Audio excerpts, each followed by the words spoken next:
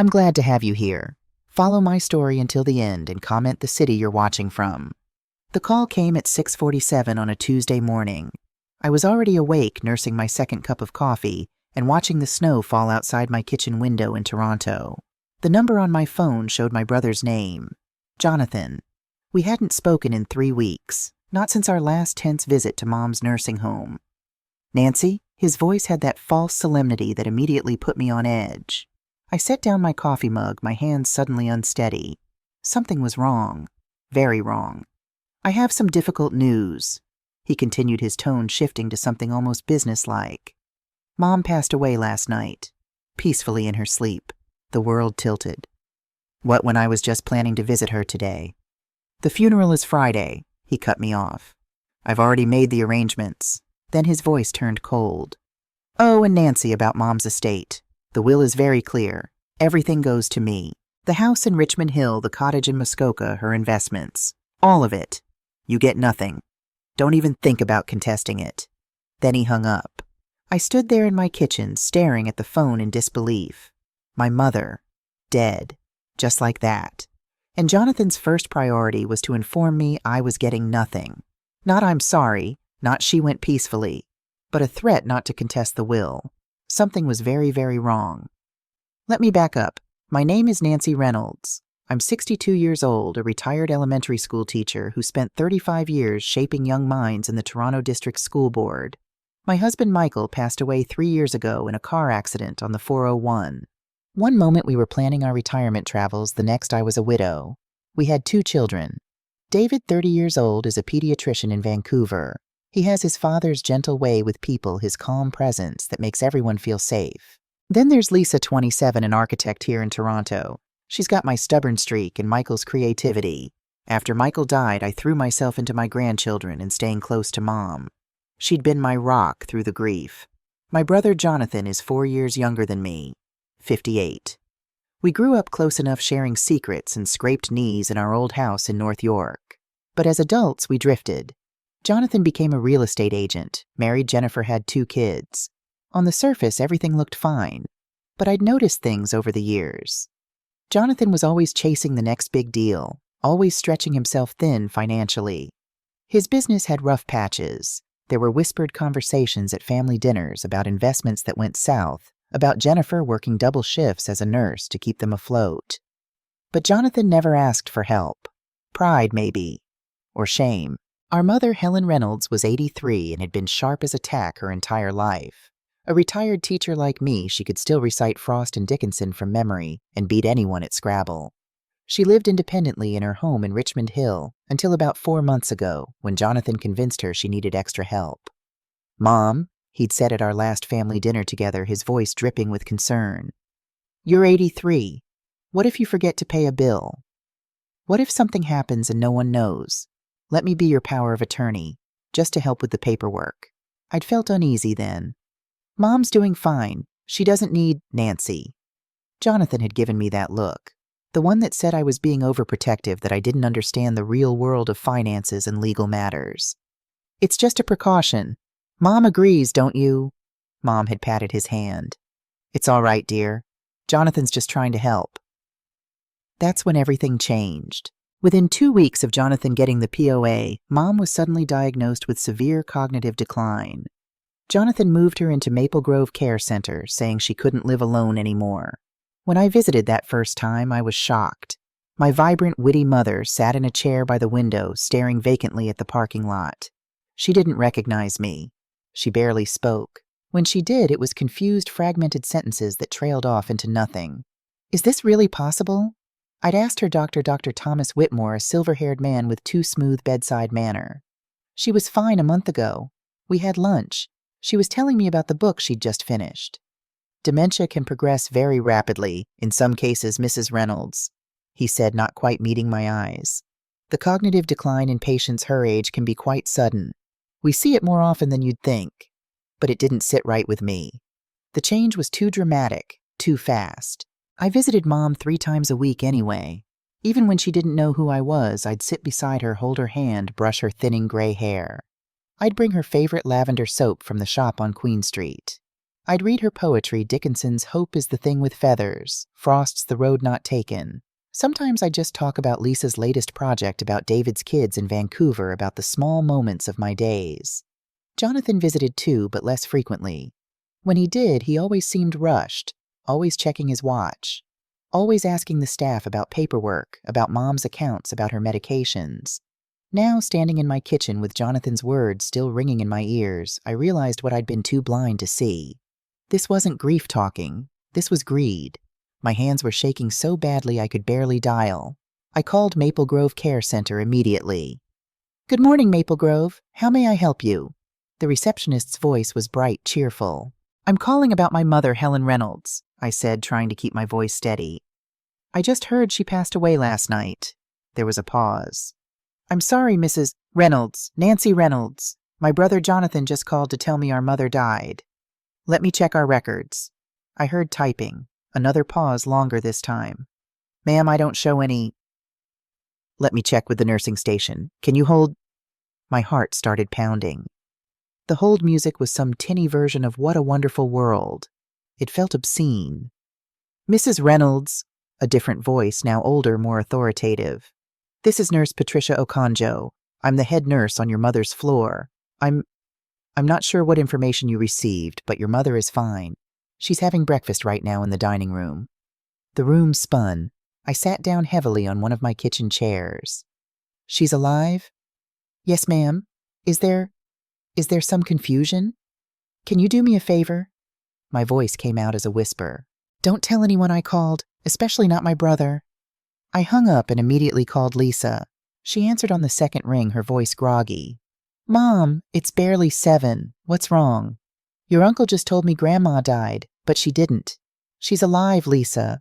I think Jonathan is trying to steal her estate." There was a beat of silence. Then Lisa's voice, sharp and clear now. "Mom, that's elder abuse. That's fraud. What are you going to do?" "I don't know yet, but I need to figure this out fast. He said the funeral is Friday. That's 3 days from now." After talking to Lisa, I spent the morning making calls. First, I contacted a lawyer Michael and I had worked with years ago on a real estate matter. Robert Davis, a meticulous man in his late 50s who'd been a friend of Michael's. "Nancy," he said when I finished explaining, "this is serious.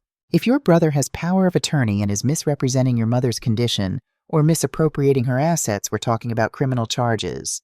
But you need evidence. Solid evidence." "What kind of evidence?" "Financial records showing unauthorized transfers, medical documentation, witnesses. Anything that proves fraud or elder abuse." He paused. "I'll be honest with you. These cases are difficult. Adult children with POA have a lot of leeway, but faking a death, planning a fraudulent funeral, that crosses a major line." Next, I hired a private investigator. Sarah Mitchell came recommended by Robert. She arrived at my house that afternoon, a sharp-eyed woman in her mid-40s with silver threading through her dark hair. "How long has your brother had POA?" she asked, taking notes in a leather-bound notebook. 4 months, right after Mom supposedly developed dementia. And before that, your mother was competent. Completely. She was volunteering at the library twice a week. She had a bridge club. She was reading 2 books a week and doing the New York Times crossword every Sunday." Sarah nodded slowly. "I've seen cases like this. Adult children see their parents as piggy banks, especially when they're in financial trouble. Give me 48 hours. I'll find out what's happening with your mother's finances." That evening, I drove to Maple Grove. I didn't tell them I was coming. The building was one of those newer facilities that tried too hard to look cheerful. Bright paint motivational quotes on the walls, silk flowers in every corner. It felt sterile despite the attempts at warmth. When I got to Mom's room on the 3rd floor, she was sitting in her usual chair by the window, staring out at the darkening sky. The snow had picked up fat flakes drifting past the glass. Her gray hair was thinner than I remembered, her face more lined. She wore a cardigan I didn't recognize, pale blue and slightly too large. "Mom," I said softly, pulling up the visitor's chair beside her. "It's me, Nancy." She turned slowly. Those familiar brown eyes, my eyes met mine. For just a moment, I could have sworn I saw something there. Recognition, awareness. Or was I imagining it, wanting so badly to find my real mother still in there? "It's me," I repeated, reaching for her hand. Her skin was papery cool. Your daughter, Nancy. She blinked. Her mouth worked like she wanted to say something, but no words came out. Then a nurse came in to check her vitals, and whatever moment we'd had was gone. I drove home through the snow, my mind racing. What was Jonathan planning a fake funeral to convince everyone Mom was dead? Then what, transfer all her assets while everyone thought she was gone? Forge death certificates. It was insane. It was also, I was realizing, potentially brilliant in its audacity. Who would question a grief-stricken son arranging his mother's funeral? Sarah called me the next morning. Wednesday. 2 days before the supposed funeral. Nancy, you need to sit down. I was already at my kitchen table, but I gripped the edge anyway. What did you find? Your brother has been very busy. I could hear papers rustling. In the past 4 months, he's transferred approximately $340,000 from your mother's accounts into his own. He sold her cottage in Muskoka to a numbered company for well below market value. I'm still tracing the ownership, but I'd bet money he's behind it. He's been drawing on her credit cards to the tune of $45,000. And Nancy, he's taken out a second mortgage on her house in Richmond Hill. I felt sick. How much? $200,000. The house was paid off. He's essentially stolen over $500,000 in 4 months. Oh my God. There's more. Sarah's voice was grim. I did some digging on Dr. Whitmore, the doctor who diagnosed your mother's dementia. He and your brother went to University of Toronto together. They've been friends for 30 years. They play golf at the same club. Their kids went to the same summer camps. The room felt too small suddenly. So Mom's dementia could be medication-induced, yes. If she's being overprescribed sedatives or antipsychotics, it would explain the sudden cognitive decline in the vacant behavior. I can't prove it yet, but it's a strong possibility. That's attempted murder. That's what we need to prove. I'm getting copies of her medical records, but that takes time. In the meantime, I'd suggest you visit your mother again. Document everything. And Nancy, record any conversations with your brother if you can. Ontario's a one-party consent province for recording. That afternoon, I was back at Maple Grove. I'd brought my phone ready to record anything suspicious. But when I got to Mom's room, it was empty. A nurse I didn't recognize was changing the sheets. Where's my mother? I asked, panic rising in my chest like floodwater. Oh, Mrs. Reynolds, your brother took her out for a drive. He said she needed some air. She smiled, oblivious to my horror. It's nice that he takes such good care of her. My blood ran cold. Wynette, about an hour ago. I ran to the parking lot. Jonathan's black Mercedes was gone. I tried calling him. No answer. I called 5 times. Nothing. 3 hours later, they finally returned. I'd been sitting in my car the whole time watching the entrance, my anxiety building with every passing minute. When Jonathan's Mercedes finally pulled up, I was out of my car before he'd even put it in park. Jonathan helped Mom out of the passenger seat. She looked exhausted, confused. She shuffled as he supported her, her movements slow and uncertain. Jonathan? My voice came out harder than I'd intended. He looked up, and for just a second I saw something flash across his face. Annoyance, fear, then it was gone, replaced by a bland smile. Nancy, what are you doing here? You said Mom died yesterday, yet here she is. He had the audacity to laugh. A short, sharp bark. Oh, that. Yeah, sorry about the confusion. I meant to call you back. False alarm. Mom had a bad episode yesterday, and I thought, well, you know how it is with dementia. These things happen. Where did you take her today? Just for a drive. She likes getting out, seeing the city. He was guiding Mom toward the entrance, now his hand firm on her elbow. Really? Because she looks like she can barely stand. He stopped, then turned to face me. His smile was gone. Back off, Nancy. I'm her power of attorney. I make the decisions about her care, not you. You want to challenge that, get a lawyer. He brushed past me, helping Mom into the building. Through the glass doors, I watched him settle her into her wheelchair, speaking to her in a low voice I couldn't hear. Then he left, walking right past me in the parking lot without a word. I stood there in the cold, watching snow melt on the windshield of my car. My phone buzzed. An unknown number. I almost ignored it, but something made me answer. Hello. Silence. Then a whisper so faint I had to press the phone hard against my ear. A woman's voice, scratchy and strained. Nancy. Yes. Who is this? Nancy. It's me. The voice was so quiet, so distorted, I couldn't place it. Who? It's your mother. My heart stopped. That couldn't be right. Mom was right there in the building, and this call was coming from I checked the screen. A blocked number. Nancy, listen carefully. The voice was stronger now, more urgent.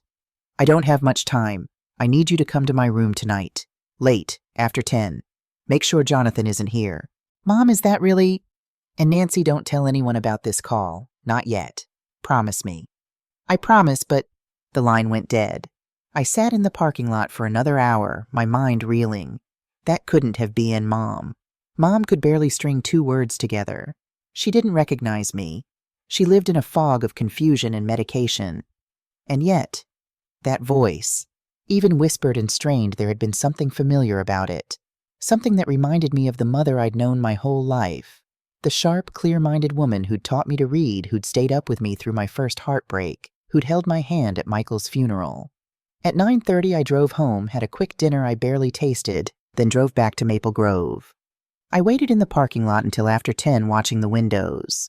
The night shift had taken over. Jonathan's car was long gone. I used my visitor code to enter through the side door and made my way up to the 3rd floor.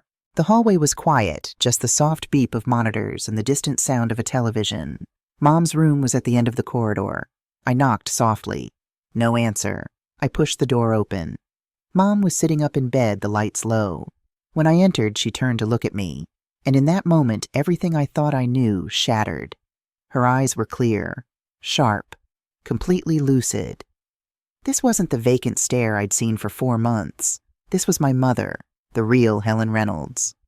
"Close the door, sweetheart," she said in a normal voice, not the confused mumble I'd heard for months.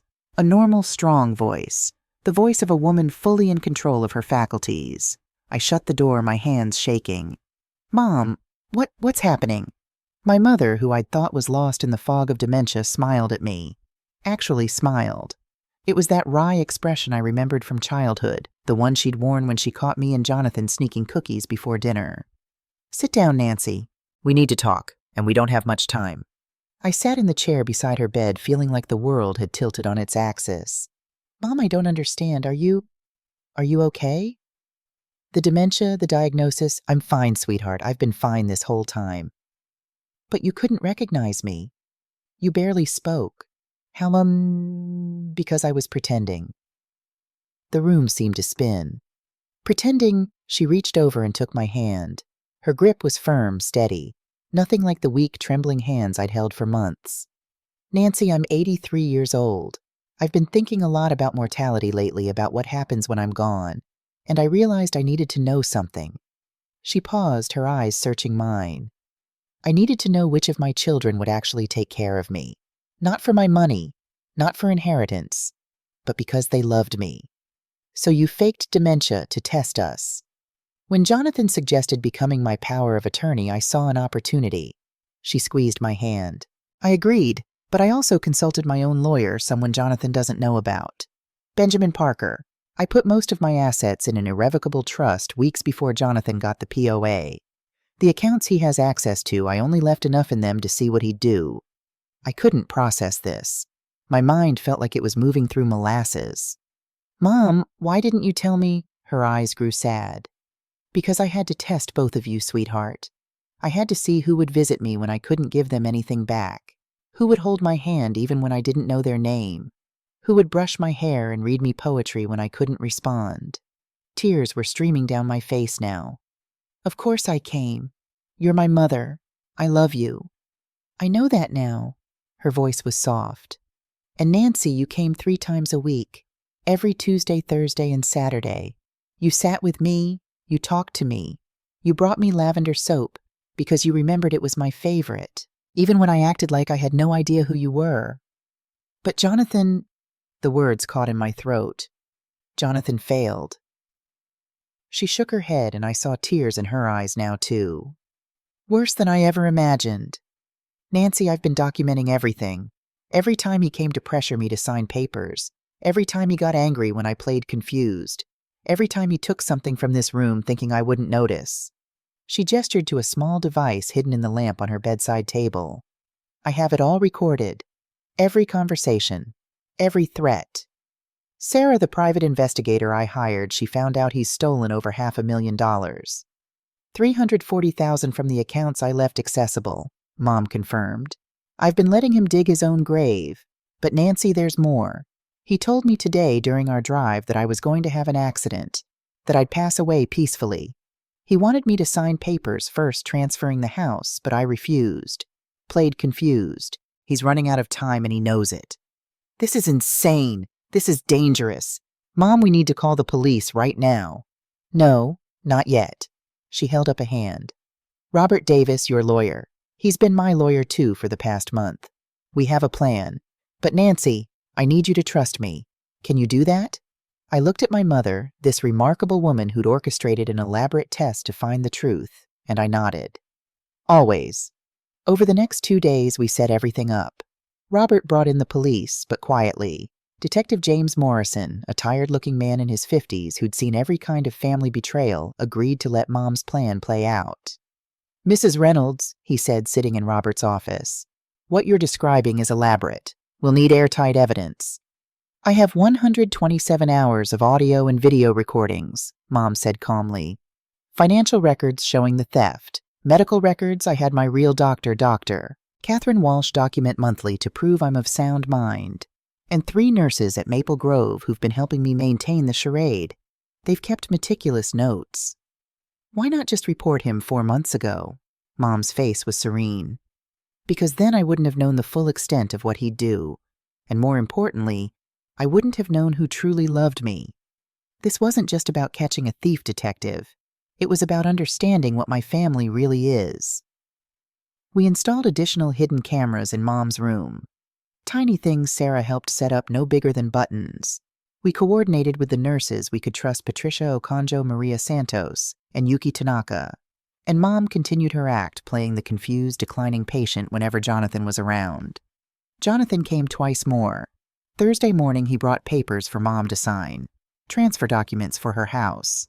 Mom scribbled something illegible, acted like she didn't understand what she was doing.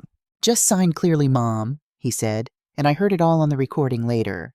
His frustration was barely contained. His voice had an edge that made my skin crawl. I'm trying to help you. This is for your own good. Thursday night he came again. This time he brought Amy, his 22-year-old daughter. My niece looked tired, worried. She held her grandmother's hand and talked about her classes at York University. After Amy left, Jonathan stayed. I watched the video footage later, and it made me physically ill. He pulled out a small container of pills. Time for your medication, Mom, he said. But we'd had the pills tested through a contact of Sarah's. Massive doses of sedatives, enough to keep Mom in a fog for days. Mom pretended to take them, but palmed them instead, a trick one of the nurses had taught her. Tomorrow, Jonathan said, smoothing Mom's hair in a gesture that would have seemed loving if you didn't know the truth. Tomorrow you'll finally be at peace. No more suffering. Friday morning came. I'd barely slept. Lisa had flown in the night before and was staying at my house. David was trying to get a flight from Vancouver, but was stuck in weather delays. Jonathan had booked Thornhill Funeral Home on Yonge Street, one of the most prestigious in the city. He'd sent out notices to the whole family. Cousins I hadn't seen in years called me offering condolences. I played along. Yes, thank you. It was very sudden. The funeral is at 2. At noon, Lisa and I drove to the funeral home. Jonathan had gone all out. The main chapel was filled with flowers, white lilies, roses, chrysanthemums. He'd placed a large photo of Mom at the front, one taken about 20 years ago when she still taught full-time. In it, she was smiling, vibrant, full of life. He'd even written an obituary that the funeral home had printed on cards by the entrance. Helen Margaret Reynolds, beloved mother and grandmother, passed peacefully on January 7th after a long illness. She was a dedicated teacher who shaped countless young minds over 35 years. She will be deeply missed. The sheer audacity of it took my breath away. People started arriving at 1:30. Aunt Margaret, Dad's sister, now in her 80s herself. Cousin Stephen and his family from Mississauga. Former colleagues from Mom's teaching days. Neighbors from her old house in Richmond Hill. Jonathan had done his homework. He'd contacted everyone. Jennifer arrived with their son Mark, a quiet 25-year-old who worked in IT. But I noticed Amy came separately, her eyes red from crying. She hugged me tight. Aunt Nancy, she whispered. Something's wrong. Dad won't tell me anything, but something feels wrong. I squeezed her hand. Just trust me, sweetheart. Everything is going to be okay. At exactly 2 o'clock, the funeral director, a solemn man in an expensive suit, asked everyone to take their seats. The chapel was packed. Easily 80 people. Jonathan had even arranged for a minister I didn't recognize to officiate. The service began with Amazing Grace playing softly. Several people were already crying. Jennifer dabbed at her eyes with a tissue. Mark stared straight ahead, his jaw tight. Then Jonathan stood up to give the eulogy. He walked to the podium, adjusted the microphone, and began to speak. We're here today to celebrate the life of Helen Margaret Reynolds, born February 14, 1942, passed away January 7, 2025. His voice caught with emotion that I now knew was completely false. Mom was an incredible woman. A teacher who shaped young minds for 35 years. A mother who always put her children first. He paused, letting the silence build. And in her final months, she trusted me to care for her. She knew I would protect her interests, manage her affairs, ensure she was comfortable. Another pause. Mom always told me I was special to her. She said so many times. She knew I was the responsible one, the one who would take care of everything.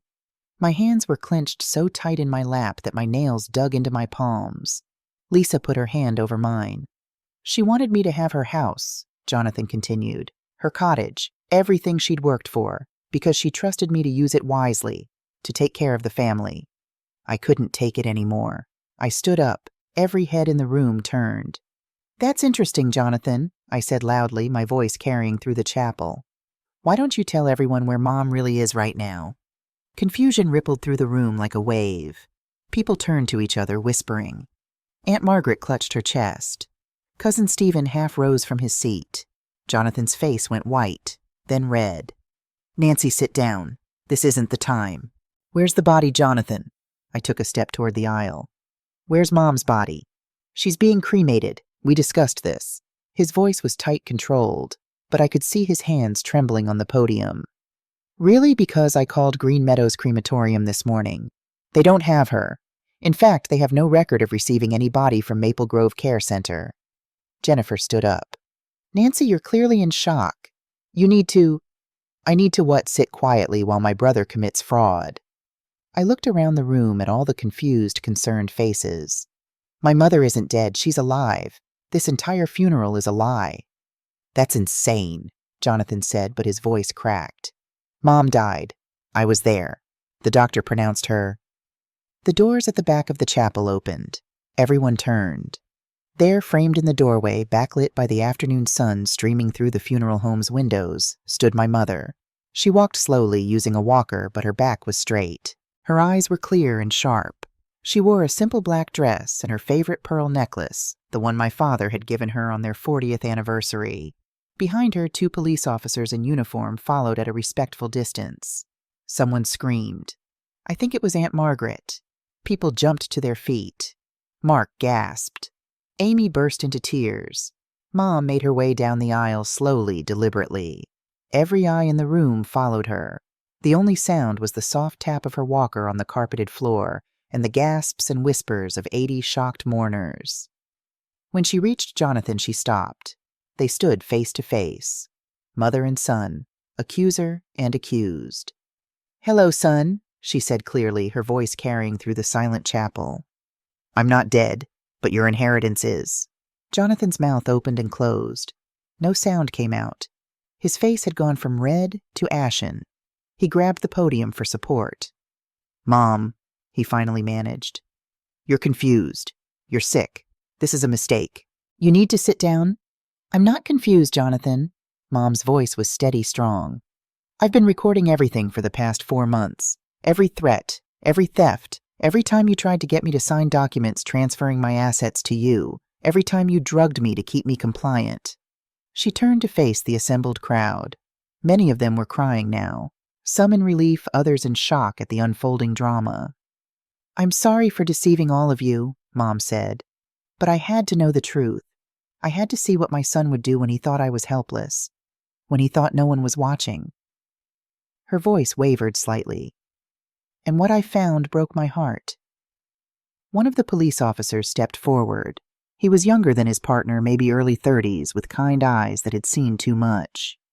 Jonathan Reynolds, you're under arrest for elder abuse theft, over $5,000 fraud, and attempted probate fraud. You have the right to remain silent. Jonathan tried to run. He actually pushed away from the podium and tried to bolt for the side exit. But he only made it 3 steps before the second officer, a woman with iron gray hair, caught him. They handcuffed him right there in front of everyone. His kids were sobbing. Mark had his face in his hands. Amy ran to Mom and threw her arms around her, careful not to knock over the walker. "Grandma," Amy cried. "I didn't know. I swear I didn't know what Dad was doing." Mom stroked her hair. "I know, sweetheart. I know." Jennifer stood frozen, her face a mask of horror. Or was it? I watched her carefully. She'd gone pale, yes, but there was something in her eyes. Calculation, fear of being caught. As they led Jonathan away, he shouted back at Mom, "I'm your son. You can't do this to me. I needed that money. You don't understand. I needed it." Mom watched him go, tears streaming down her face, but her voice was steady when she spoke. "You were my son, but you stopped being my child the moment you decided my life was worth less than my bank account." The funeral home erupted into chaos. The funeral director stood helplessly unsure what to do. The minister had quietly slipped away.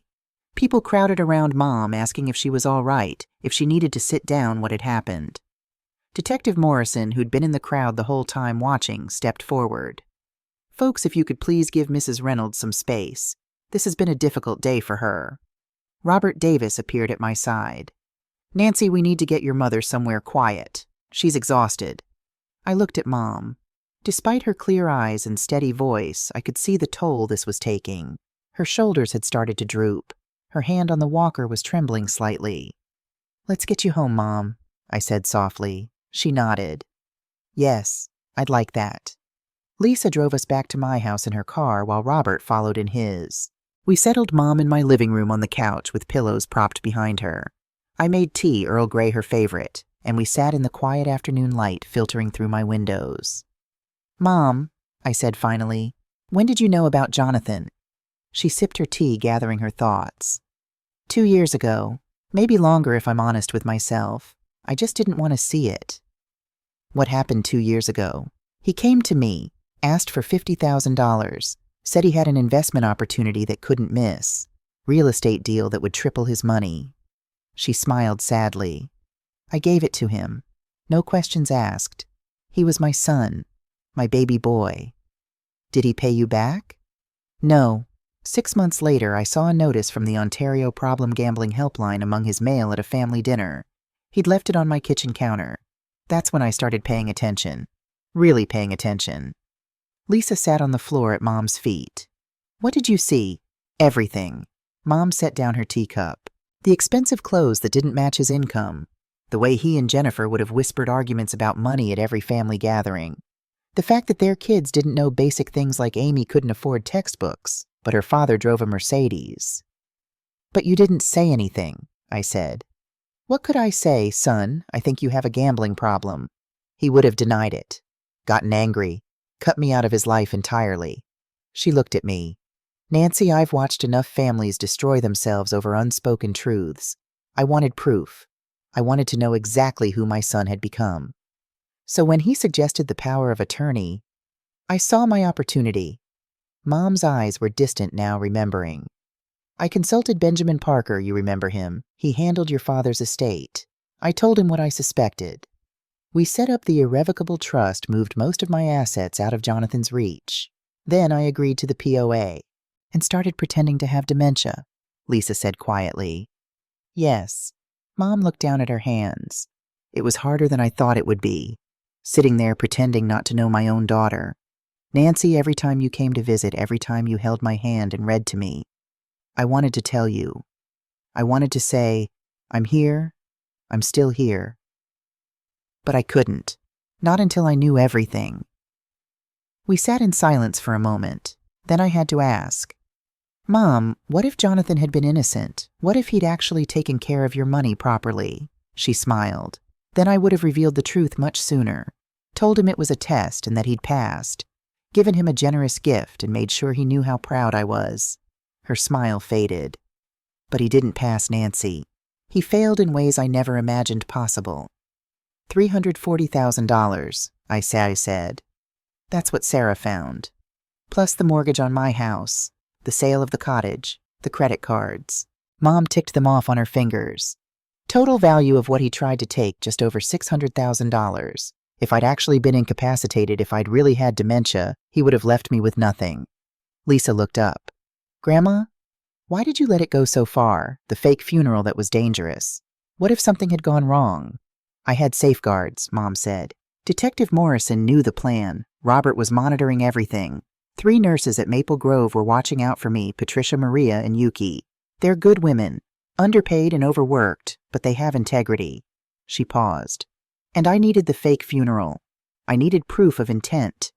Jonathan planning and executing a fraudulent funeral, that's not a mistake or a misunderstanding. That's calculated fraud. But Jennifer, I said suddenly. Mom, Sarah said Jennifer works at Maple Grove. She must have been involved. Mom's face darkened.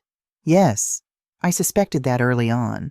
Jennifer was the one who first suggested I might need extra help.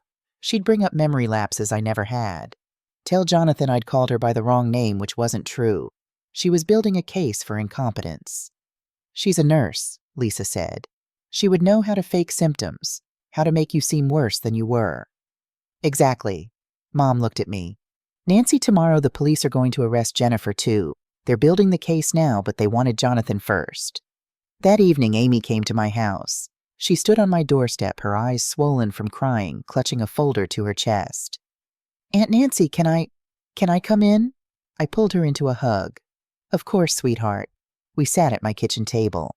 Mom had gone to rest in my guest room. Lisa was there too, making dinner. I brought these, Amy said, sliding the folder across to me. Text messages, between my parents. I found them on Dad's iPad. I opened the folder. The messages were printed out, dated over the past 4 months. Jonathan, she signed the papers today. Barely knew what she was doing. Jennifer, good. How much did you get, Jonathan? Another $80K. I transferred it to the offshore account. Jennifer, we need to move faster. Nancy's visiting too much. She might notice something. My hands were shaking as I read through them. Message after message documenting the theft, the conspiracy. And then dated 3 days ago. Jonathan, it has to be this week. I've already booked the funeral home. Jennifer, are you sure? What if someone finds out, Jonathan, who's going to find out she's already dead on paper? We just need to make it official. Jennifer, what about Nancy, Jonathan? Let her grieve. By the time she thinks to ask questions, it'll be too late. Everything will be transferred. I looked up at Amy. She was crying silently, tears streaming down her face. I didn't know, she whispered. I swear, Aunt Nancy, I thought Grandma was really sick. I thought Dad was helping her. I didn't know they were stealing from her. I didn't know about the fake funeral until this morning when Mom told me to get dressed for it. Oh, sweetheart. I moved around the table and hugged her. This isn't your fault. None of this is your fault. But they're my parents. How could they do this? How could they plan to? She couldn't finish the sentence. She didn't need to. The next morning, Saturday, the police arrested Jennifer at Maple Grove as she arrived for her shift. According to Detective Morrison, she'd tried to play innocent at first. I didn't know what Jonathan was doing, she'd claimed. I'm just a nurse. I was taking care of Helen like any good daughter-in-law. Then they showed her the text messages, the bank records showing she'd been the one to set up the offshore accounts, security footage of her going through Mom's belongings at the nursing home, and the testimony of Patricia, Maria, and Yuki, the 3 nurses who'd been helping Mom. Jennifer Reynolds was over-medicating your mother, Patricia told the police in her statement, which Robert shared with me later. She'd slip extra sedatives into Mrs. Reynolds' evening medication. I saw her do it twice. When I questioned her, she said Dr. Whitmore had ordered it, but when I checked the charts, there was no such order. Jennifer's nursing license was suspended immediately. The College of Nurses was opening their own investigation. She was charged as an accessory to fraud and elder abuse. Mark came to see me that afternoon. Unlike Amy, he hadn't cried much. He seemed numb in shock. Aunt Nancy, he said, sitting in my living room. What's going to happen to them? They'll have a trial. If convicted, they'll likely go to prison. For how long? I looked at Robert, who'd come over to help me deal with the legal aftermath. He adjusted his glasses. Elder abuse with theft over $5,000, Jonathan is looking at 5 to 10 years. Jennifer as an accessory and for using her position as a healthcare provider to facilitate the crime, probably 3 to 7. Mark's face was blank. Good, I blinked. Mark, they deserve it. His voice was flat. Do you know what Dad told me last week? He said once Grandma was gone, he'd pay off my student loans. Said I wouldn't have to work 2 jobs anymore. Said we'd be set for life. He looked at me. I thought he meant from inheritance. Like Grandma would leave him something and he'd share it. I didn't know he was stealing it. I didn't know he was planning to fake her death. Did you say anything about the student loans? I told him I didn't want his money, that I'd pay my own debts. Mark's jaw tightened. He laughed at me, called me naive, said I'd understand when I was older when I had real responsibilities. He paused. I'm 25, Aunt Nancy. I work 60 hours a week between 2 jobs to pay for school. I know about responsibility. What I don't know is how to fake someone's death for money. Sunday morning, I took Mom to visit David in Vancouver. We flew out together, first-class mom's treat, she insisted. David met us at the airport with his kids, 7-year-old Sophie and 5-year-old Ben. Sophie ran to her great-grandmother. Nana, Daddy said you were sick, but now you're better. Mom knelt down slowly, carefully, and hugged her. I'm much better now, sweetheart. At David's house in Kitsilano, we sat on his deck overlooking the water. The kids played in the yard. David's wife Rachel brought out coffee and fresh scones. Mom, David said quietly, why didn't you tell me I could have helped? I could have. You were 3,000 kilometers away, sweetheart. What could you have done? Mom patted his hand. Besides, you have your own family, your own life. I couldn't burden you with this. You're my mother. You're never a burden. I know that now, Mom smiled. But David, I needed to do this myself. I needed to prove to myself as much as anyone that I wasn't helpless, that I was still capable of protecting myself. We spent the whole day there. It was good to see David with his kids, to watch Mom read them stories, to pretend for a few hours that we were just a normal family visiting for the weekend.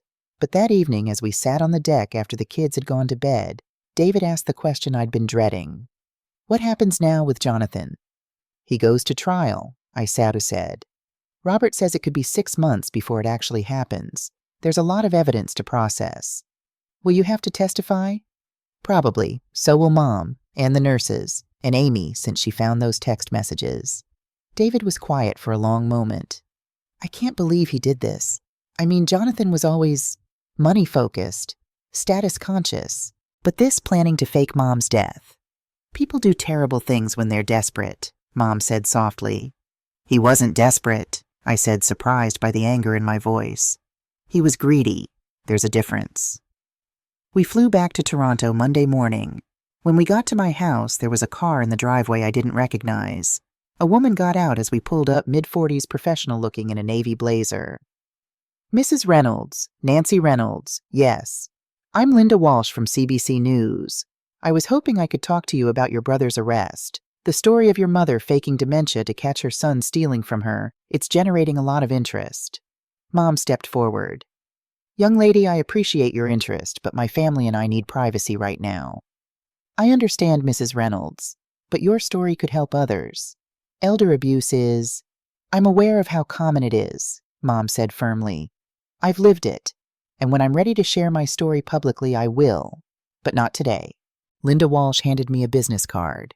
When you're ready, please call me. This story deserves to be told. After she left, I looked at Mom. Are you going to talk to the press? Eventually, maybe. She seemed tired suddenly. Nancy, this isn't just about Jonathan anymore. There are thousands of elderly people being abused by their own children. If my story helps even one person recognize the warning signs, speak up, protect themselves, then maybe something good came out of all this. Over the next few weeks, life settled into a strange new normal. Mom moved into a condo near my house, a nice 2-bedroom in a building with good security and an active seniors community.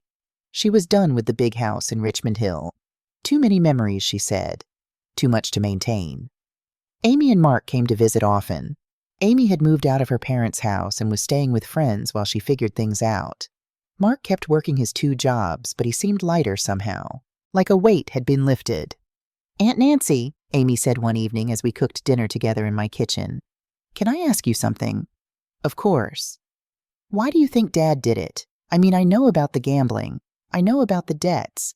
But to actually plan to fake Grandma's death, that's not just about money anymore. That's something darker. I thought about it while I chopped vegetables. I think your father got trapped in a lie. First the gambling, then the debts, then the desperate attempts to cover up the debts.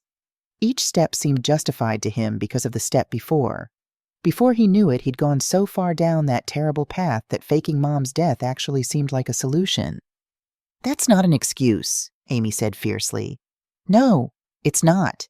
It's an explanation. There's a difference. I looked at her.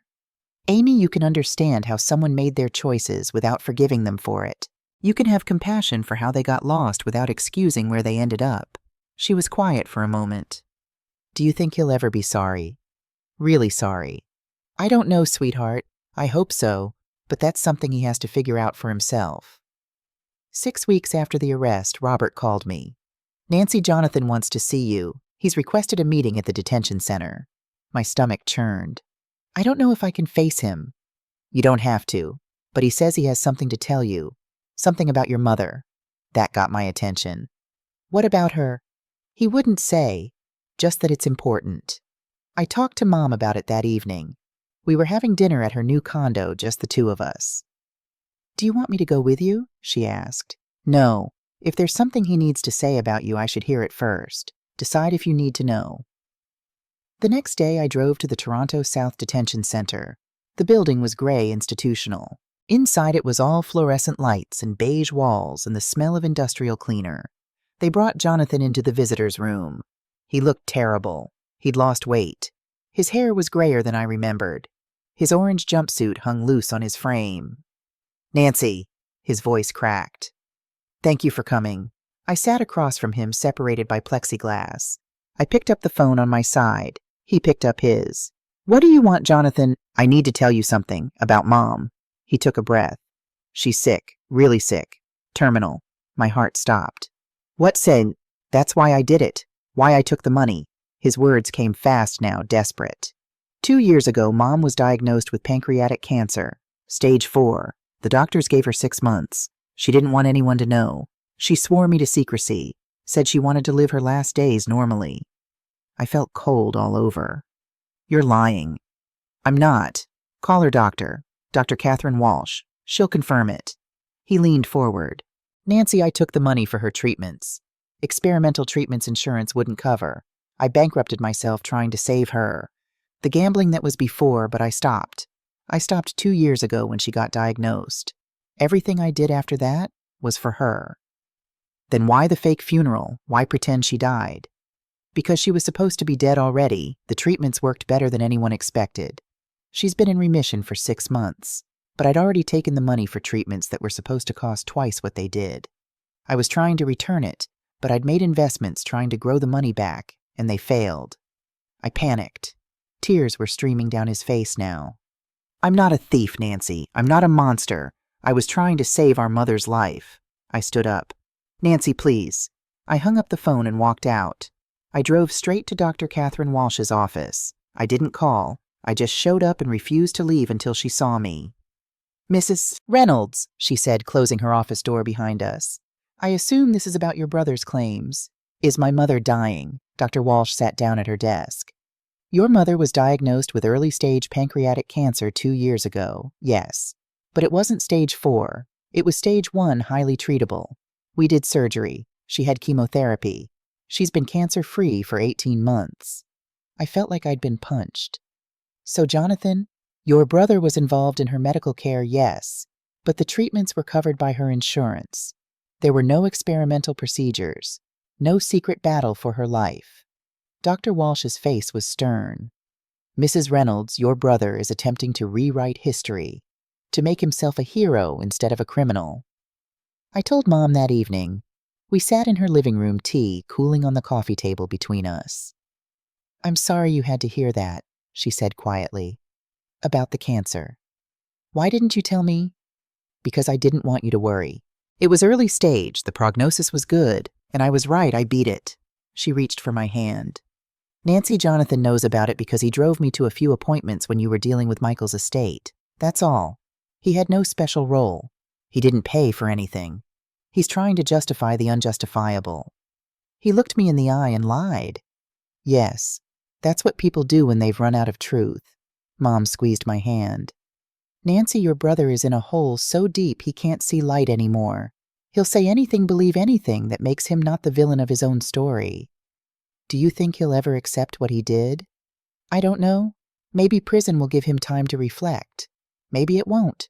She smiled sadly. All I know is that I did what I had to do. I protected myself. I found the truth. And I learned who truly loved me. 2 months after the funeral that wasn't on a cold March morning, the trial began. The courthouse was packed. Media lined up outside. Linda Walsh from CBC was there, along with reporters from every major outlet. The prosecution's case was overwhelming. 127 hours of audio and video recordings, financial records showing every theft, testimony from the 3 nurses, Amy's text messages, Sarah's investigation reports.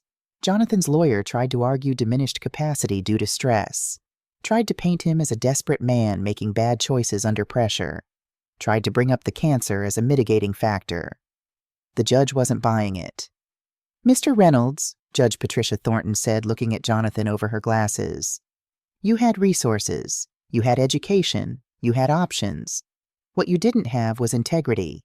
You chose to exploit your mother's trust, fake her medical condition, and plan an elaborate fraud.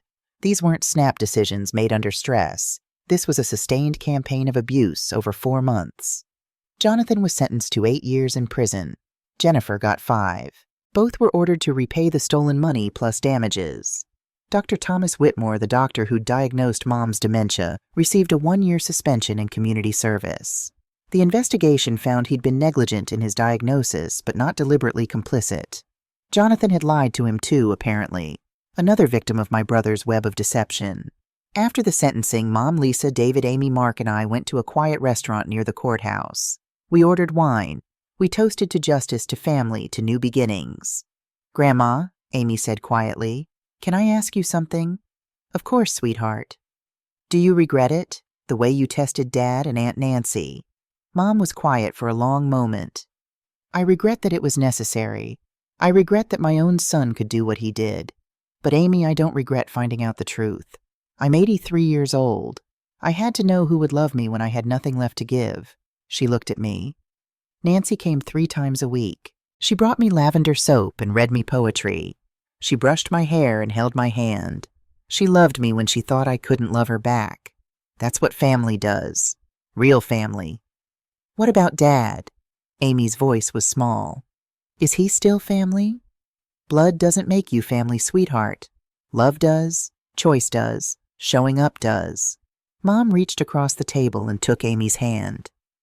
Your father made choices that put him outside our family. But you didn't. Mark didn't. You're still here. You're still choosing us. That makes you family. Amy started crying. Mark put his arm around her. And sitting there in that restaurant watching my mother comfort her grandchildren, I realized something. Jonathan hadn't just tested Mom's defenses. He'd tested all of us.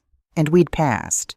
Not because we were perfect, but because when it mattered, we'd chosen love over comfort, truth over peace, justice over family loyalty. We'd chosen what was right. And that, I thought as I raised my glass to toast my remarkable mother, was the real test all along. 3 months after the trial, life began to find a new rhythm. Spring came to Toronto, melting the last of the winter snow and bringing green back to the city. Mom had settled into her condo and joined a book club. Amy was thriving at York University. Mark had quit one of his jobs and was actually sleeping more than 4 hours a night. And me, I was learning how to be just Nancy again. Not Nancy the worried daughter, not Nancy the investigator, just Nancy. But some mornings I'd wake up and forget. I'd think about visiting Mom at Maple Grove, about checking on her, about making sure she was okay. Then I'd remember she was fine. She'd always been fine. And I'd feel that strange mix of relief and residual anger all over again. On a Tuesday in late April, Detective Morrison called me. Nancy, I thought you should know. Jonathan wants to see your mother. He's requested a family visit. My stomach clenched. Absolutely not. It's his right to request it. But she doesn't have to agree. He paused. He says he's written her a letter.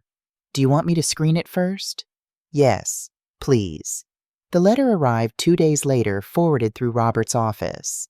I sat at Mom's kitchen table, the envelope between us, like something dangerous. Do you want me to read it first? I asked.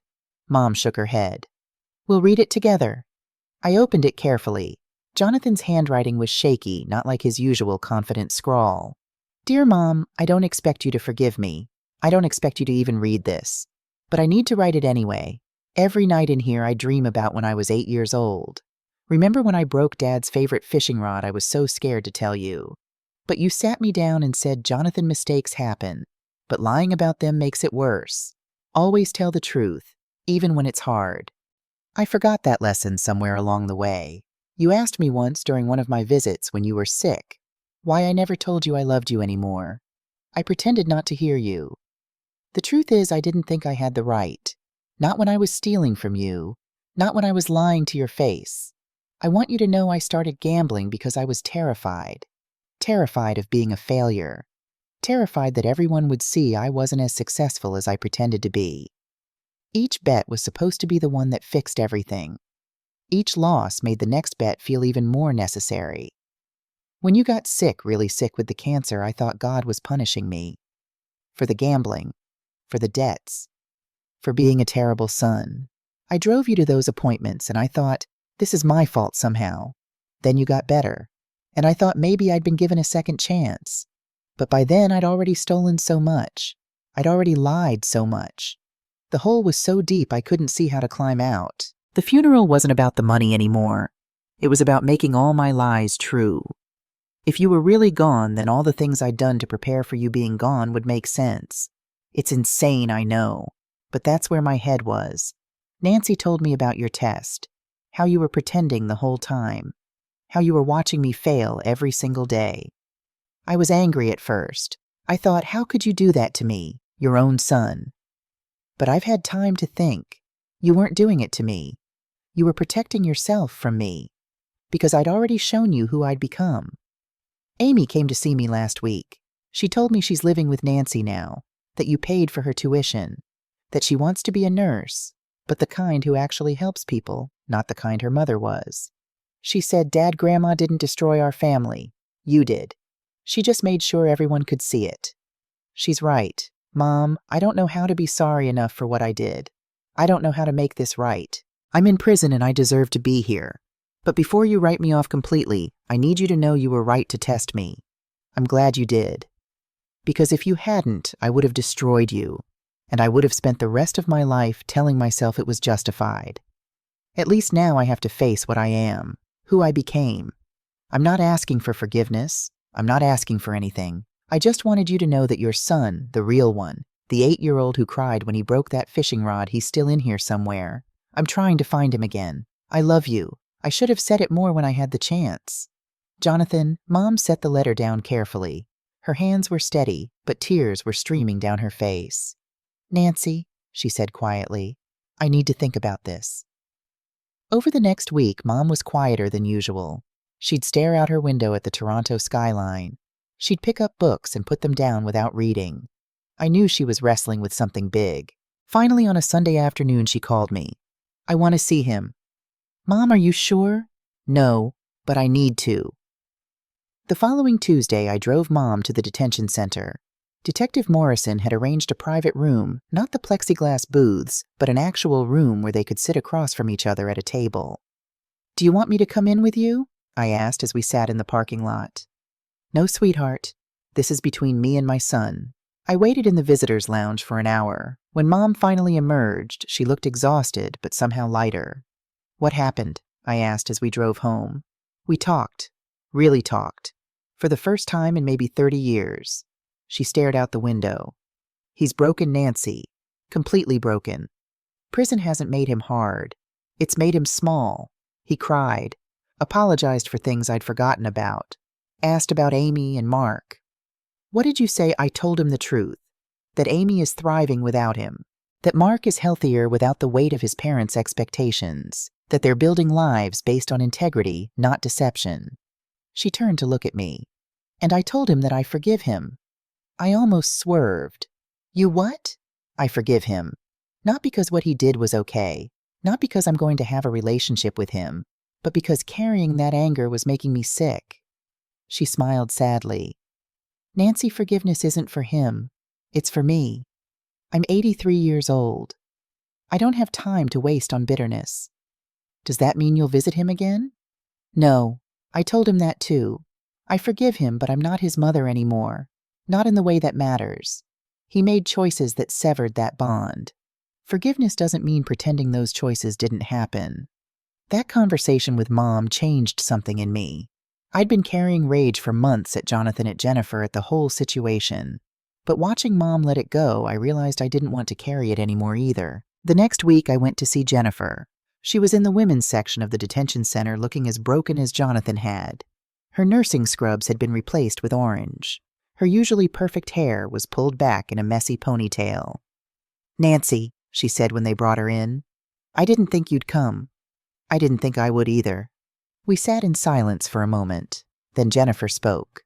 "I know you hate me." "I did. I'm not sure I do anymore. Mostly I'm just sad." "Sad? Sad that you had everything, a job you were good at, 2 beautiful kids, a family, and you threw it away for money." I leaned forward. "Jennifer, why, you're a nurse. You know what elder abuse does to people. You've probably reported it yourself. What made you think it was okay to do it to Helen?" She was crying now, ugly crying that made her whole face red. "I don't know. I honestly don't know. It started small. Jonathan would say, 'Can you just check on Mom's medications, make sure she's taking them?' Then it became, 'Can you add this to her chart?' Then, 'Can you give her this instead?'" She wiped her nose with her sleeve. By the time I realized what we were doing, I was already complicit, already guilty, so I just kept going. "You had a choice. Every single day you had a choice." "I know," her voice broke. "Nancy, I wake up every morning and the first thing I think is, what did I do? I can't believe I did those things. It's like watching someone else's life, someone I don't recognize. The person who did those things is you, Jennifer, not some stranger. You." "I know," she whispered. I stood up to leave. Then I turned back. "Your kids, Amy and Mark, they're going to be okay. Despite you. Despite Jonathan. They're choosing to be better than what you taught them." "I'm glad." She actually smiled through her tears. "Tell Amy. Tell her I'm sorry I couldn't be the mother she deserved. Tell her yourself. Write her a letter.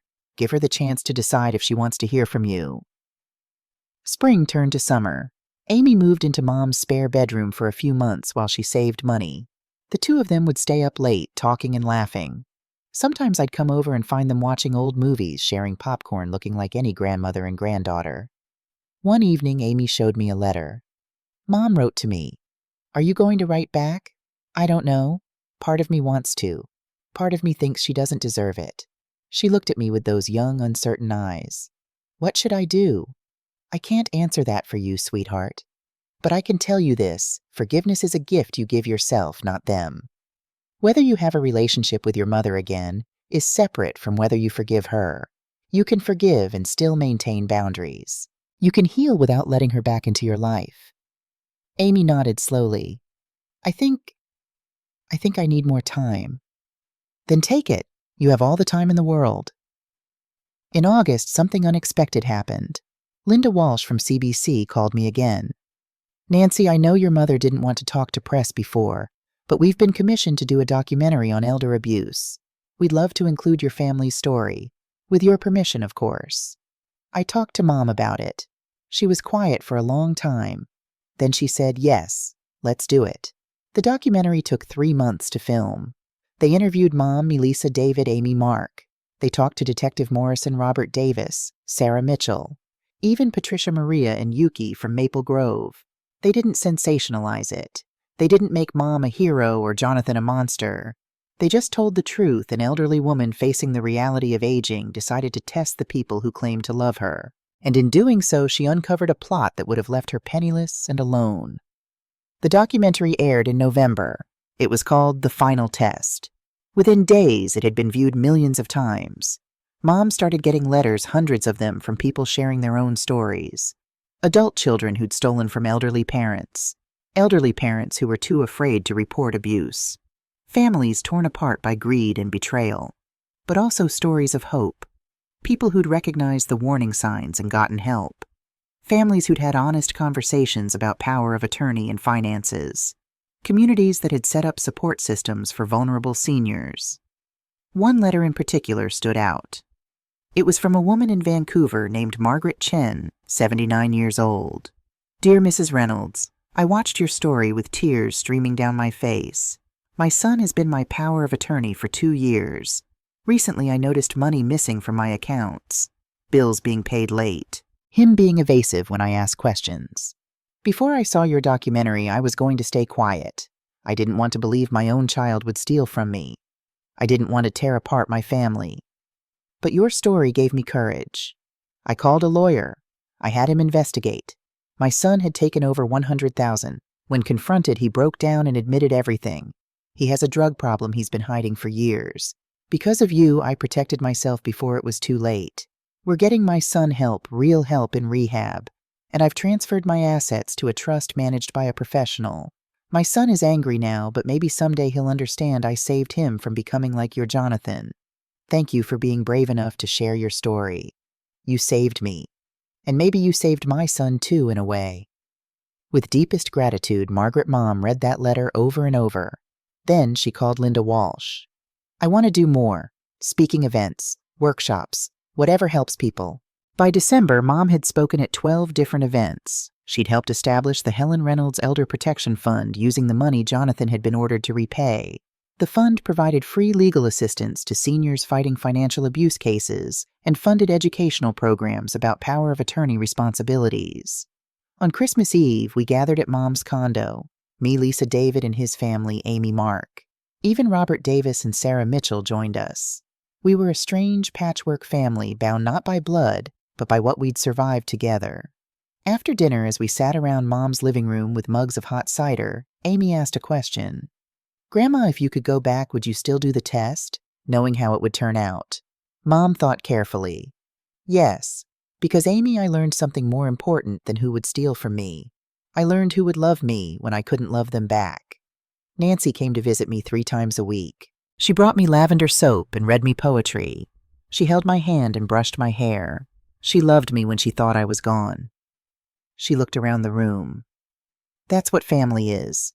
Not the people who share your blood, but the people who show up, who stay, who choose you over and over again. What about Uncle Jonathan? Sophie David's 7-year-old asked innocently. Is he still family? That's complicated, sweetheart, Mom said gently. Jonathan will always be my son. I'll always love the little boy he used to be. But the man he became made choices that put him outside this family. Love isn't enough if there's no trust, no respect, no integrity. David spoke up. Mom, have you heard from him recently? He writes sometimes, short letters, telling me about prison programs he's in, therapy he's doing. She smiled sadly. I don't write back, but I read every letter, and I genuinely hope that he finds his way back to being someone worthy of the life he was given. In January, exactly 1 year after the fake funeral, we held a different kind of ceremony. At Mom's request, we gathered at a small chapel, the same Thornhill Funeral Home actually, but this time it was a celebration. I'm 84 years old, Mom said, standing at the podium. And I'm alive, really truly alive. Not just breathing, but living with purpose and joy. She looked out at the assembled crowd, 50 people who'd supported her through everything. A year ago, some of you sat in this very room thinking you were attending my funeral. I'm sorry I put you through that. But I'm not sorry I discovered the truth. Here's what I've learned, she continued. Getting old is inevitable, but becoming vulnerable, that's a choice. I chose to test whether I was truly vulnerable or just perceived as such, and I learned I was stronger than anyone, including myself, believed. I learned that family is built, not born, that love is an action, not a feeling, that integrity matters more at 84 than it did at 24. Most importantly, I learned that it's never too late to protect yourself, to stand up, to demand the respect you deserve. Age doesn't make you helpless unless you allow it to. She raised her glass of sparkling cider. So here's to being alive. Here's to being strong. Here's to choosing who we let into our lives and who we keep out. And here's to second chances for those who've earned them. We all raised our glasses, and I realized looking around that room that this was Mom's real legacy. Not the money she'd protected, not even the fund she'd established. But this, a room full of people who understood that love without respect is worthless, that family requires choice, and that we're never too old to protect ourselves. In March, 14 months after Jonathan's arrest, he came up for parole review. He didn't get it. According to his lawyer, he hadn't shown sufficient remorse. What does that mean? I asked Robert. It means he's still making excuses, still trying to justify what he did. The parole board sees through it. Robert sighed. Some people never accept responsibility for their actions, Nancy. They spend their whole lives being the victim of their own choices. Do you think he'll ever change? I don't know. Prison changes people, but not always for the better. Some people come out worse than they went in. He paused. But that's not your concern anymore, or your mother's. You both did what you had to do. How Jonathan chooses to spend his time in prison, whether he uses it for reflection or just builds better excuses, that's on him. That spring, Amy graduated from nursing school, top of her class. We threw her a party at Mom's condo, and Amy gave a speech that made everyone cry. I almost didn't make it here, she said, not because of grades or money, but because I almost let my parents' choices define me. I almost believed that coming from a family of thieves and liars meant I was destined to be one too. She looked at Mom. But Grandma showed me something different. She showed me that integrity isn't inherited, it's chosen, every single day. She chose to protect herself when everyone told her to trust blindly.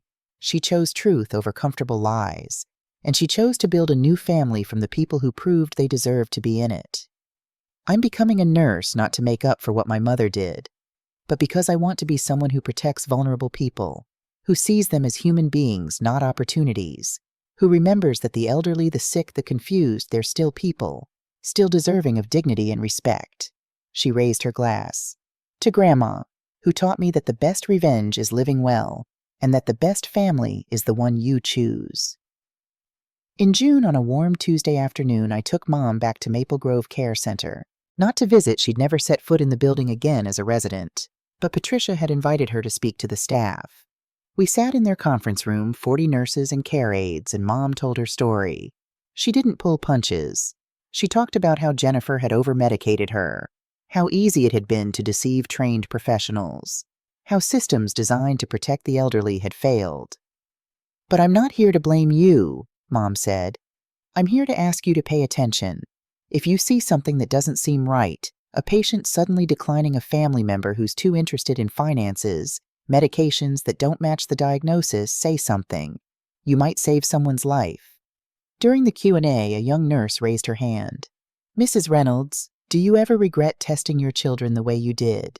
Some people say it was cruel. Mom smiled. Some people haven't been 83 and wondering if they'll die alone and penniless because their own child robbed them. I don't regret finding the truth. I regret that the truth was so ugly. But knowing it, that saved my life. Patricia spoke up. Mrs. Reynolds helped us implement new protocols.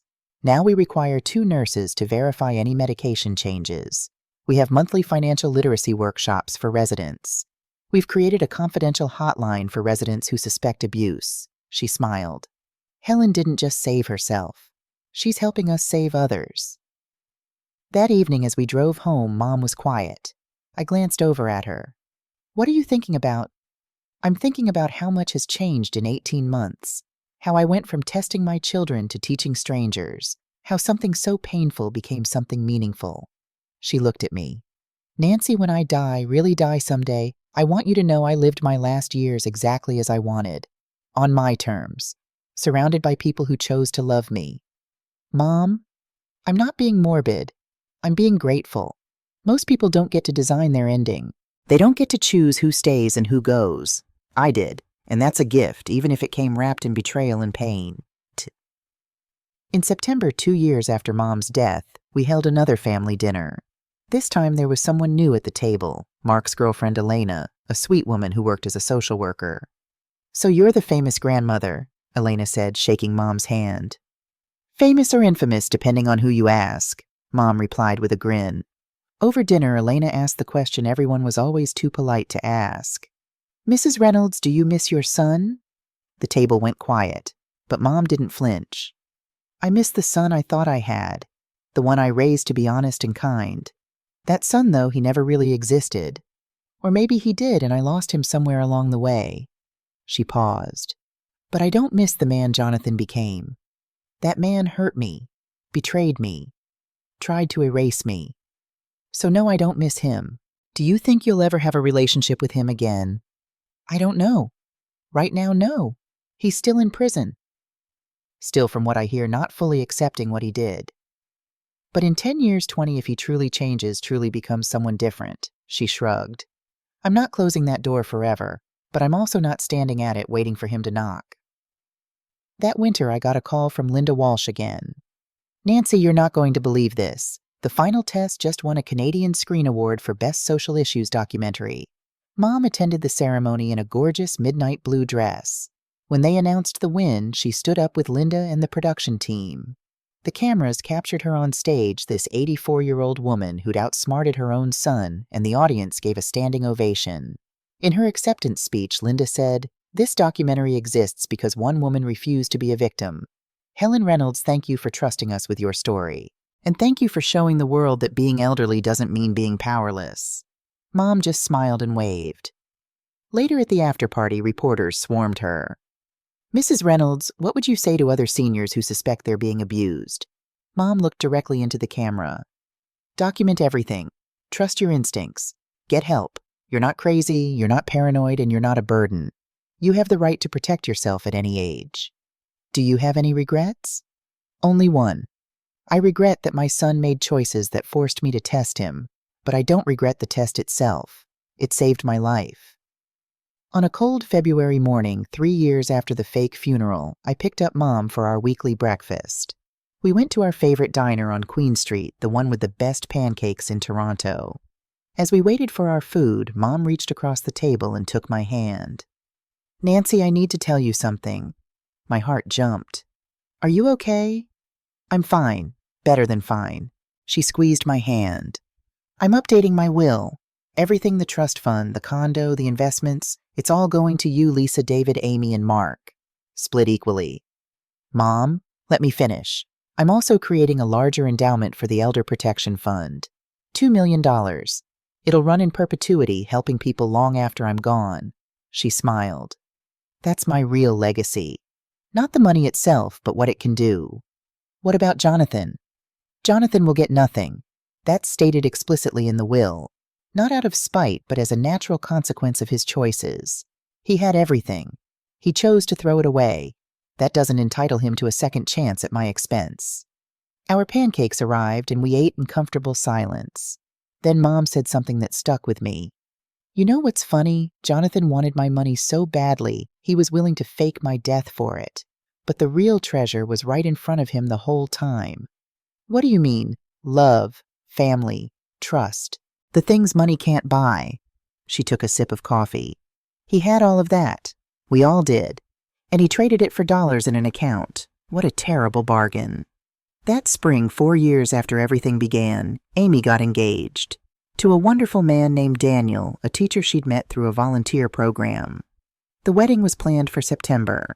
One afternoon, as Amy and I addressed invitations at my kitchen table, she paused. "Aunt Nancy, I need to ask you something, and I need you to be honest." "Of course." "Should I invite my dad to the wedding?" I set down my pen. "What does your heart say?" "My heart says no. He hurt Grandma. He hurt all of us. He made choices that destroyed our family."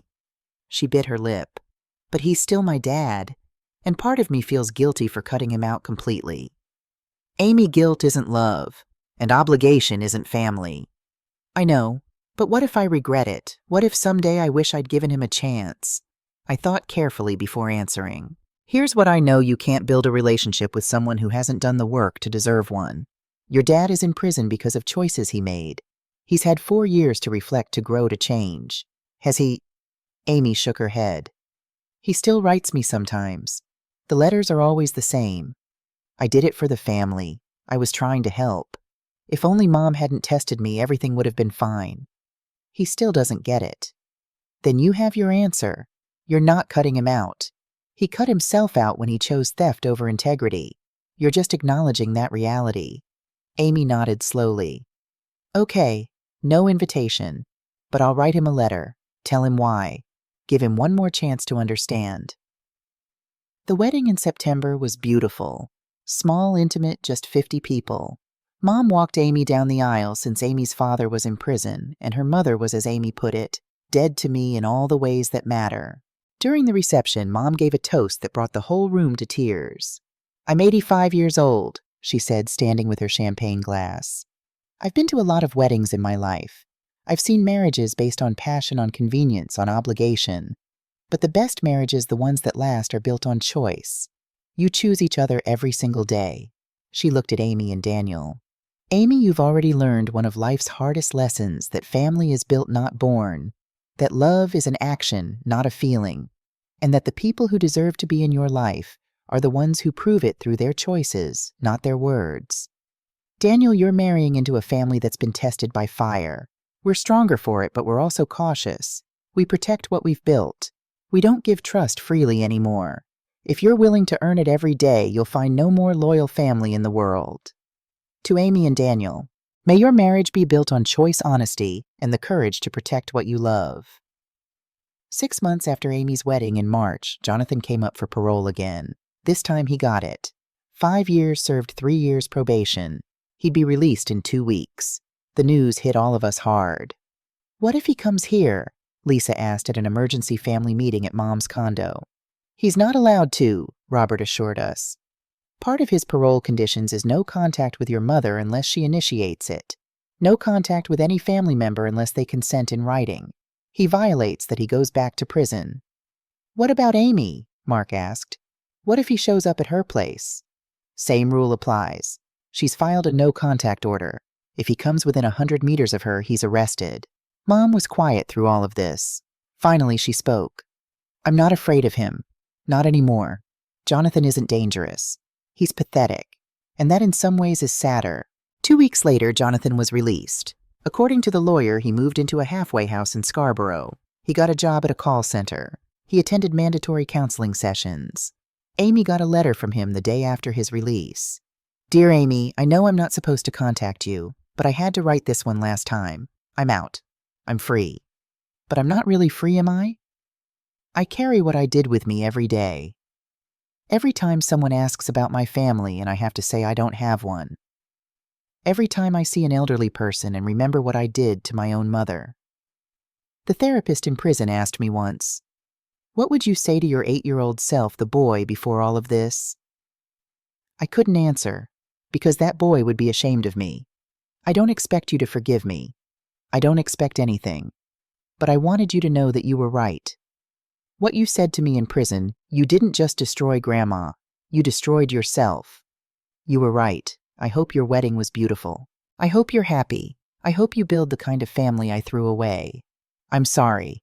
Dad," Amy showed me the letter. Should I respond, "Do you want to?" She thought for a long time. "No, I think I just feel sad. Sad that he finally understands, but it's too late.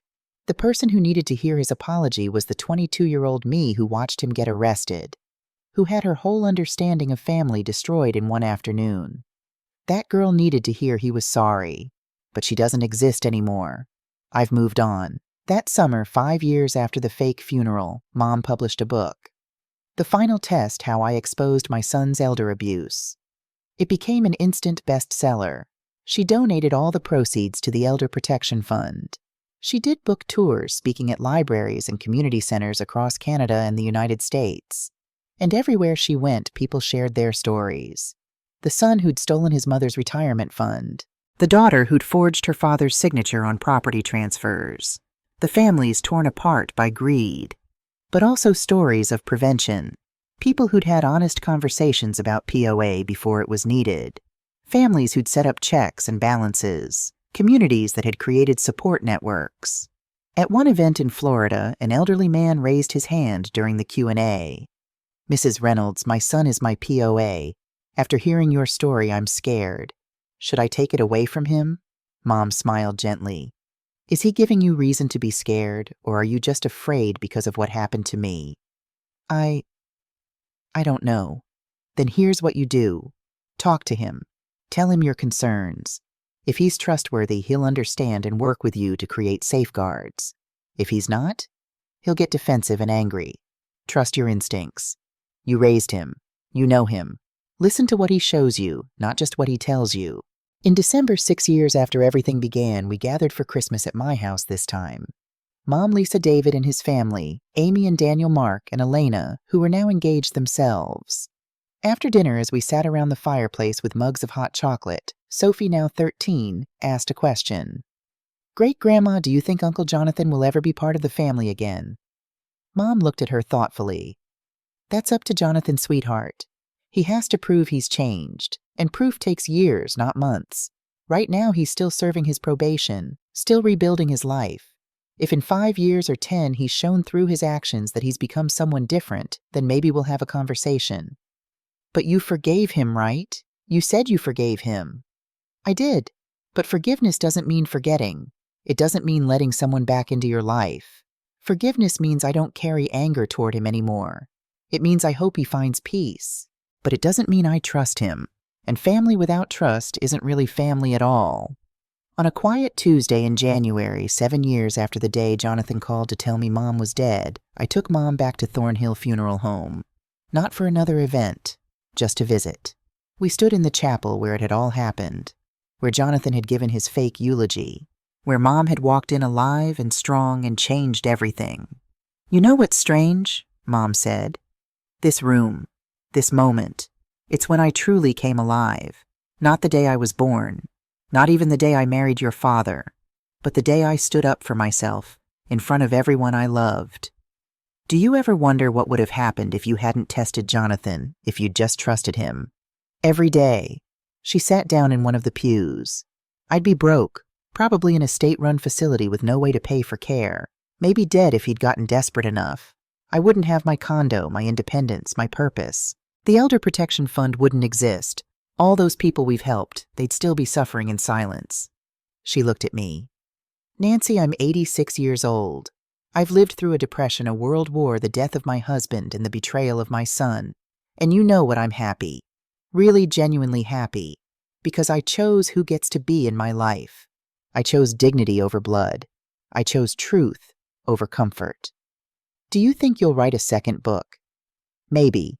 But this time about the aftermath, about rebuilding, about how you create family from choice rather than obligation." She smiled. "Want to co-author it with me. I thought about everything we'd been through. The pain, the betrayal, the slow healing, the way we'd built something stronger from the broken pieces." "Yes," I said. "I'd be honored." On a sunny afternoon in May, we gathered at a community center in Toronto. The Helen Reynolds Elder Protection Fund was opening its 5th office, this one dedicated to training healthcare professionals to recognize and report elder abuse. Mom, now 88 and using a cane but still sharp as ever, cut the ribbon. The room erupted in applause. During her speech, she said something I'll never forget. "9 years ago, my son tried to erase me. He failed. Not because I was stronger than him, but because I refused to be erased. I chose to fight. I chose truth. I chose myself. Today we open this center so that others can make the same choice, so that being elderly doesn't mean being powerless, so that family becomes something you build through actions, not something you endure through obligation." She looked out at the crowd, hundreds of people whose lives had been touched by her story. "My son's greatest gift to me was his betrayal, because it forced me to discover who I really was. And what I found was someone worth fighting for." That evening, as I drove Mom home, she dozed in the passenger seat. I looked at her, this remarkable woman who'd turned her worst nightmare into her greatest purpose, and I felt overwhelmed with gratitude. She'd tested her family and found truth. Painful, ugly truth. But in that truth, she'd also found freedom. Freedom to choose. Freedom to protect herself. Freedom to build a legacy that mattered. Blood doesn't make family. Love does, choice does, showing up does, and sometimes the bravest thing an 83-year-old woman can do is pretend to be helpless just to see who will help her when she can't help herself. That's what I learned from Helen Reynolds, my mother, my hero, the woman who taught me that dignity matters more than dollars, integrity matters more than inheritance, and real love shows up even when there's nothing to gain.